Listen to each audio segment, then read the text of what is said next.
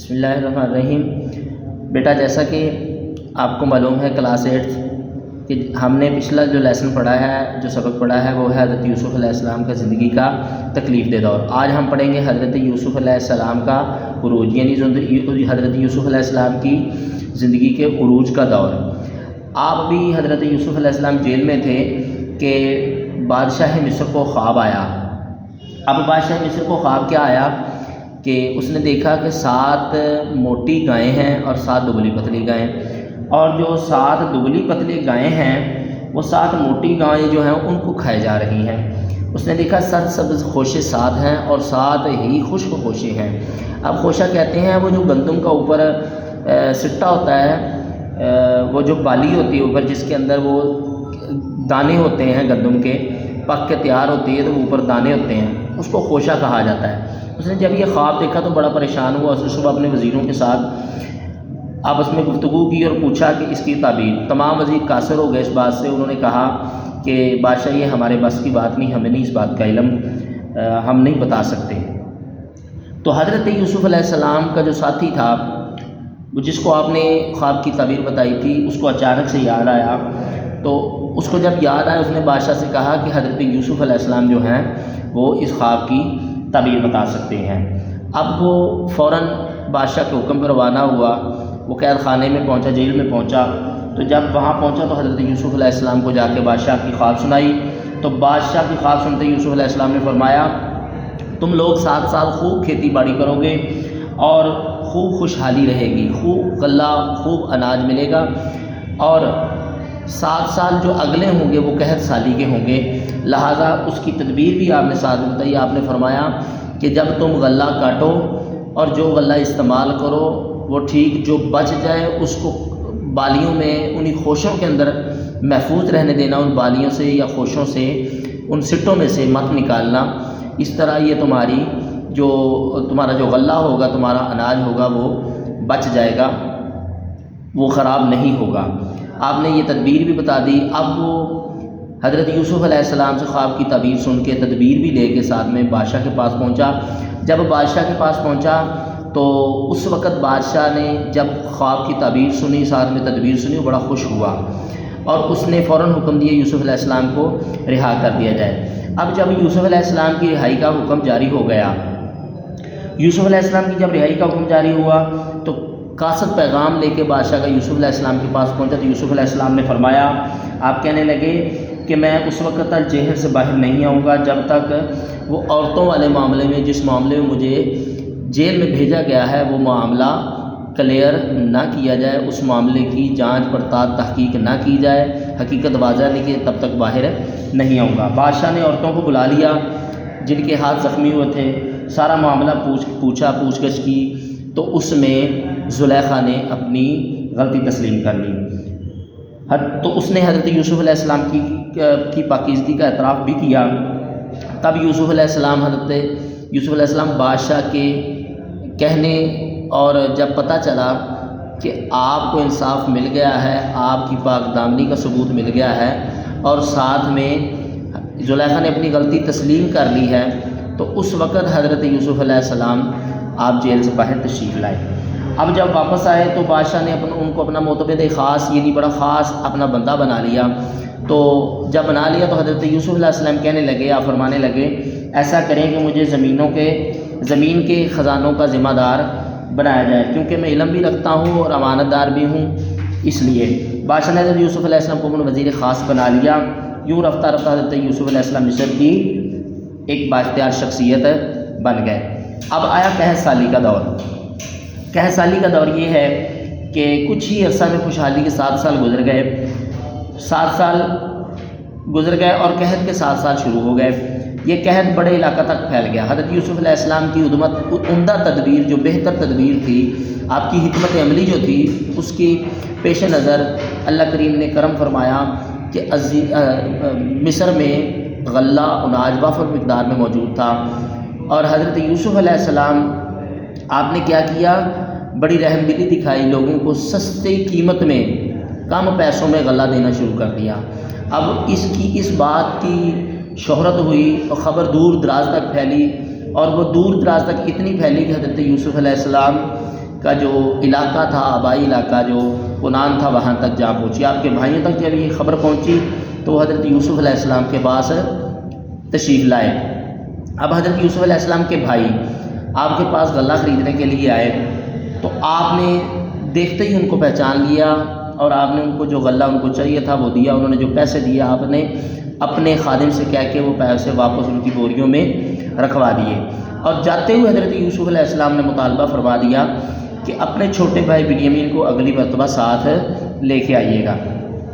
اب حضرت یوسف علیہ السلام کے بھائی غلہ لے کے جب واپس گھر پہنچے تو حضرت یعقوب علیہ السلام کو جا کے کہا کہ اے ابا جان، جو عزیز مصر ہے اس نے ہمیں بڑی رحم دلی سے نوازا، ہماری عزت کی، ہماری آؤ بھگت کی، ہماری مہمان نوازی بھی کی، ہمیں غلہ بھی دیا ہے، اور انہوں نے کہا کہ آئندہ جب آؤ تو اپنے بھائی بنیامین کو ساتھ لے کے آئیے گا۔ تو حضرت یعقوب علیہ السلام فرمانے لگے میں تمہارے ساتھ بنیامین کو نہیں بھیج سکتا، اس لیے نہیں بھیج سکتا کہ میں اس معاملے میں خوف زدہ ہوں اور مجھے ڈر ہے اس معاملے میں، جیسے کہ تم نے یوسف علیہ السلام کی حفاظت کی، کہیں اسی طرح بنیامین کے ساتھ تم نہ کرنا یا اس طرح حفاظت نہ کرنا، اس معاملے میں مجھے خوف ہے۔ تو حضرت یعقوب علیہ السلام جب بیٹوں سے یہ باتیں کر رہے تھے تو غلے کو جب دیکھا گیا تو بیچ میں سے غلے میں سے وہ جو انہوں نے پیسے دیے تھے وہ واپس نکل آئے۔ جب وہ جو رقم دی تھی وہ واپس نکل آئی تو انہوں نے کہا دیکھو بجان، شاہ مصر بڑا ہی رحم دل ہے، بڑا نرم دل ہے، اس نے ہمارے ساتھ بڑا اچھا برتاؤ کیا ہے، اس نے ہمارے پیسے بھی دے دیے، لہٰذا بنیامین کو ساتھ لے جائیں گے تو ہمیں مزید عزت و تکریم سے نوازا جائے گا، کیونکہ اس کی ڈیمانڈ ہے، اس نے کہا ہے کہ بنیامین کو ساتھ لے کے آئیے گا۔ اب خیر حضرت یعقوب علیہ السلام کے ساتھ جب انہوں نے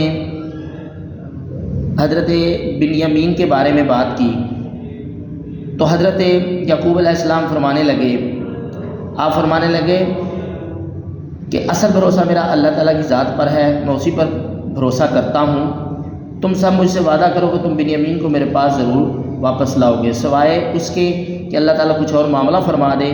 بھائیوں نے والد سے وعدہ کیا اور خوشی خوشی مصر جانے کی تیاری کرنے لگے۔ اب حضرت یعقوب علیہ السلام کو اندیشہ تھا، اندیشہ یہ تھا حضرت یعقوب علیہ السلام کو کہ کڑیل جوان 11 بھائی ہیں تو کوئی ان بھائیوں سے حسد نہ کرے اکٹھے دیکھ کر، تو آپ نے تنبیہ فرمائی کہ تم سب مصر کے الگ الگ دروازوں میں سے داخل ہونا، تاکہ اس لیے کہ کوئی تم سے حسد نہ کرے، کوئی بری نظر سے نہ دیکھے۔ اب ایسا ہی ہوا، حضرت یعقوب علیہ السلام کے حکم پہ آپ کے بیٹوں نے حکم کی تعمیل کرتے ہوئے مصر کے الگ الگ دروازوں سے داخل ہوئے۔ اب جب مصر پہنچے تو حضرت یوسف علیہ السلام نے اپنے بھائی بنیامین کو دیکھا تو آپ بہت خوش ہوئے، اور آپ نے اپنے بیٹے کو اپنے ساتھ، اپنے بھائی کو بنیامین کو اپنے ساتھ بٹھایا اور بٹھا کے بڑی رازداری سے حقیقت سے آشکار کیا اور بتایا کہ میں تمہارا بھائی یوسف ہوں، اور بڑی آؤ بھگت، بڑی مہمان نوازی کی۔ اب حضرت یوسف علیہ السلام کے ذہن میں یہ تھا، آپ چاہتے تھے بنیامین مصر میں میرے پاس ہی رہیں۔ حضرت یوسف علیہ السلام اب روک نہیں سکتے تھے، کیونکہ ایسا قانون موجود نہیں تھا کہ بنیامین کو مصر میں روکا جائے، لہٰذا ایک قانون تھا، جو بادشاہ کا مجرم ہوتا وہ بادشاہ کے پاس ہی رہ جاتا، یا جیسا معاملہ بادشاہ اس کے ساتھ کرتا یا جو بادشاہ کا حکم ہوتا وہ اس پر لاگو ہوتا، وہ لازمی ہوتا۔ حضرت یوسف علیہ السلام نے کیا کیا، اپنے خادم خاص سے کہہ کے بنیامین کا جو غلے والی بوری تھی، جو اناج والی بوری تھی، اس کے اندر اپنا پیالہ چھپا دیا۔ اب جب وہ سارے بھائی رخصت ہونے لگے، جانے لگے، تو انہوں نے کیا کیا کہ اچانک سے پیچھے خادم نے آواز لگائی کہ بھئی رک جاؤ ذرا، بادشاہ کا پیالہ گم ہو گیا ہے، تو آپ کے غلے کی تلاشی لینی ہے۔ تو جب اس طرح کہا تو آپ کے بھائیوں نے کہا کیا ہم چور ہیں؟ ہم چور نہیں ہیں، ہم ایک پاکیزہ خاندان اور تقوی والے خاندان سے، ہم ایسے لوگ نہیں ہیں، لہٰذا آپ کے بھائیوں کے غلوں میں سے تلاشی لی گئی، بوریوں کو دیکھا گیا تو حضرت بنیامین کی بوری میں سے وہ پیالہ بادشاہ کا نکل آیا۔ اب جب بادشاہ کا پیالہ نکل آیا تو بادشاہ نے حکم جاری کیا، یہ میرے پاس ہی رہے گا، یہ اب نہیں جائے گا، اس کی سزا یہی ہے۔ اب حضرت یوسف علیہ السلام نے جب بنیامین کو پاس رکھ لیا تو بھائی کہنے لگے کہ ہم باقی جو 10 ہیں، ہم میں سے ایک بھائی کو رکھ لیجئے اس کے بدلے میں، لہٰذا ہمارے والد پریشان ہوں گے، وہ پہلے بھی پریشان ہیں۔ المکثر یہ کہ حضرت یوسف علیہ السلام نے فرمایا، آپ نے فرمایا نہیں، ہم ایسا نہیں چاہتے، لہٰذا یہ جس نے جرم کیا ہے اس کو ہی سزا ملے گی، اس سے دوسرے کو اس کے بدلے میں سزا نہیں دی جا سکتی۔ تو جب بھائی بنیامین کو لے جانے میں کامیاب نہ ہوئے تو آپس میں مشورہ کرنے لگے۔ انہوں نے کہا کہ اب ہم والد صاحب کو کیا جواب دیں گے؟ بڑے بھائی نے کہا میں تو والد صاحب کا سامنا نہیں کر سکتا، ہم سے پہلے بھی یوسف کے بارے میں غلطی ہو چکی، میں یہاں سے نہیں جاؤں گا جب تک میرے والد مجھے اجازت نہ دیں، یا پھر اللہ تعالیٰ کی طرف سے خود ہی کوئی فیصلہ نہ آ جائے، یا اللہ تعالیٰ کی طرف سے کوئی فیصلہ نہ ملے، حقیقت حال واضح نہ ہو جائے، تب تک میں یہاں سے نہیں جاؤں گا۔ لہٰذا باقی 9 بھائی اپنے والد صاحب کے پاس چلے گئے۔ بھائیوں نے گھر آتے ہی والد صاحب سے کہا کہ آپ کے بیٹے نے چوری کی، جس کی وجہ سے وہ ہمارے ساتھ نہیں آ سکا، شاہ مصر نے اس کو روک لیا۔ حضرت یعقوب نے فرمایا میں تو صبر ہی کرتا ہوں، میں امید کرتا ہوں اللہ تعالیٰ میرے باقی 3 بیٹوں کو واپس میرے پاس لے آئے۔ حضرت یعقوب علیہ السلام اپنے بیٹے کی یاد میں اتنے غمزدہ رہتے کہ ان کی آنکھوں کی بینائی بھی جاتی رہی۔ یعقوب علیہ السلام نے اپنے بیٹوں سے یہ فرماتے ہوئے کہ میں اللہ تعالیٰ کی طرف وہ جانتا ہوں جو تم نہیں جانتے، انہیں حکم دیا کہ جاؤ اور حضرت ایک مرتبہ پھر یوسف اور اس کے بھائی کو تلاش کر دیکھو، اللہ کی رحمت سے کبھی مایوس نہ ہونا، کیونکہ اللہ تعالیٰ کی رحمت سے کافر ہی مایوس ہوا کرتے ہیں۔ بھائی دوبارہ مصر آئے اور یوسف علیہ السلام کے سامنے درخواست کی کہ ہمارے خاندان والوں کو بڑی تکلیف ہو رہی ہے، ہمارے پاس رقم بھی پوری نہیں، ہمیں تھوڑی قیمت کے بدلے میں پورا غلہ عطا فرما دیں۔ حضرت یوسف نے اپنے بھائیوں کی تکلیف دیکھی تو برداشت نہ کر سکے۔ حضرت یوسف علیہ السلام اپنے بھائیوں کو حقیقت سے آپ نے آگاہ فرما دیا۔ بھائیوں پر حقیقت آشکار ہو گئی۔ جب بھائیوں پر حقیقت آشکار ہو گئی تو ان کو اپنی نادانی پر بڑی شرمندگی محسوس ہوئی اور انہوں نے حضرت یوسف علیہ السلام سے معافی بھی چاہی۔ حضرت یوسف علیہ السلام سے آپ نے فرمایا کہ اللہ تعالیٰ نے مجھ پر بڑا احسان فرمایا اور یقیناً اللہ تعالیٰ تقوی اختیار کرنے والوں اور صبر کرنے والوں کا اجر ضائع نہیں فرماتا۔ بھائیوں پر جب حضرت یوسف علیہ السلام کی حقیقت واضح ہو گئی تو وہ فوراً حضرت یعقوب علیہ السلام کے پاس پہنچے اور حضرت یعقوب علیہ السلام کو جا کے خبر دی۔ آپ کے بھائی جب مصر سے روانہ ہونے لگے تو حضرت یوسف علیہ السلام نے بھائیوں کو اپنی قمیض دی اور کہا جا کے میرے والد محترم کے چہرے پر ڈال دینا، تاکہ میرے والد کی بینائی جو وہ میرے والد کی آنکھوں کی بینائی اس قمیض سے لوٹ آئے گی، اللہ کا کریم برکت عطا فرمائے گا اور مالک فضل فرمائے گا۔ تو حضرت یوسف نے ساتھ بھائیوں کو یہ بھی فرمایا والدین اور تمام گھر والوں کو میرے پاس مصر لے آئیں۔ اب حضرت یوسف علیہ السلام کے بھائی جب مصر سے روانہ ہوئے تو میلوں دور کنعان میں حضرت یوسف علیہ السلام کی خوشبو آنا شروع ہوگی اور حضرت یعقوب علیہ السلام اپنے گھر والوں سے فرمانے لگے مجھے آج مصر کی طرف سے یوسف کی خوشبو آ رہی ہے۔ جب قافلہ کنعان پہنچا تو بھائیوں نے حضرت یوسف علیہ السلام کی قمیض حضرت یعقوب کے چہرے پر ڈالی تو اللہ تعالیٰ نے اس کی برکت سے ان کی بینائی لوٹا دی۔ حضرت یعقوب نے گھر والوں سے فرمایا دیکھا نا میں کہتا تھا کہ جو میں جانتا ہوں وہ تم نہیں جانتے۔ بیٹوں نے کہا اباجان ہمارے لیے اللہ تعالیٰ سے دعا فرمائے کہ وہ ہمیں معاف فرما دے۔ حضرت یعقوب نے فرمایا میں اپنے رب سے تمہارے لیے مغفرت طلب کروں گا۔ اب سب خاندان والے مصر کی طرف روانہ ہوئے۔ جب قافلہ مصر کے قریب آیا تو حضرت یوسف علیہ السلام نے مصر سے باہر نکل کر اپنے گھر والوں کو استقبال کر فرمایا کہ امن و سکون کے ساتھ مصر میں داخل ہو جائیں۔ حضرت یوسف علیہ السلام اپنے باپ کو تخت پر بٹھایا۔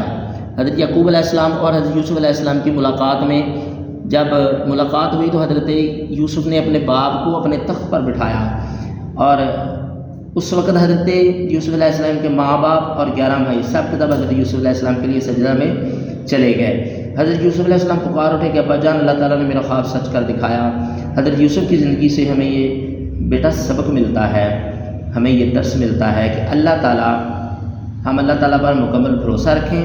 دنیا والوں کی سازشیں بہت معمولی ہیں اور اللہ تعالیٰ کی طاقت و قدرت بہت بڑی ہے، جس کے ساتھ اللہ تعالیٰ ہو ساری دنیا مل کر بھی اسے نقصان نہیں پہنچا سکتی۔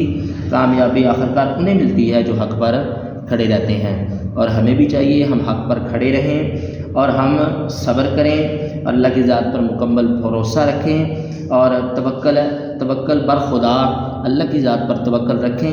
اللہ کریم ہماری ساری مشکلیں، سارے معاملات آسان فرما دے گا۔